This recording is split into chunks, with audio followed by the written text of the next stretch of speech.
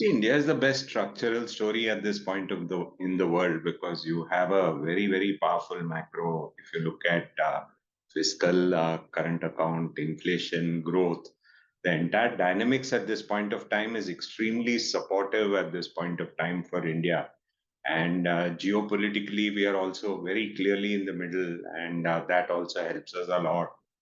In this stage, the biggest challenge for someone who is more value oriented and contrarian is what premium do you give? And that is the challenge at this point of time. So, are we in a situation where it is possible that we have higher valuations than before? It's quite possible at this point of time. And that is the dilemma that we have at ICICI Prudential because we are not managing our money, we are managing public money, and it's quite possible that markets can trade at higher valuations than what we normally see because we have one of the best confluence of macros at this point. What we believe is that the next 3 to 5 years will see fair amount of volatility.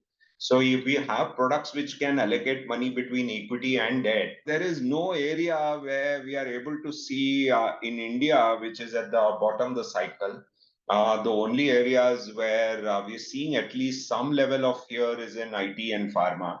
But in IT, we don't how ChatGPT and those kind of things will play out.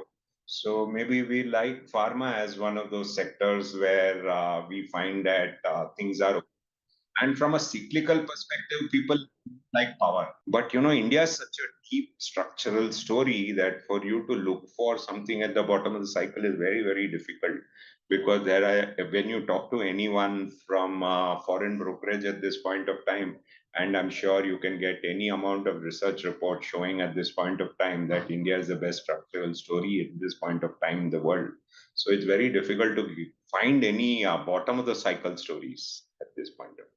And that's why, in our team, when we look at most of the research reports, anything which is India driven has moved from focusing on valuations which are based on earnings to valuations which are based on EV EBITDA, which means that you're not focused on valuation based on earnings. That's a very interesting development which is seen in any big up markets. Both financials and power are two sectors where we find again more comfort because valuations are very comfortable in financials. Of course, there is a problem that margins in financials have been high. That is, net interest margins have been high, and NPLs have been at record lows. So those are two small problems. That things have been very good. Along with power, where power is a long cycle industry. You can't put up a power plant overnight, and power demand keeps rising, and for 3 4 years, there was almost no power plant put up. So we're going to have a fair amount of demand for power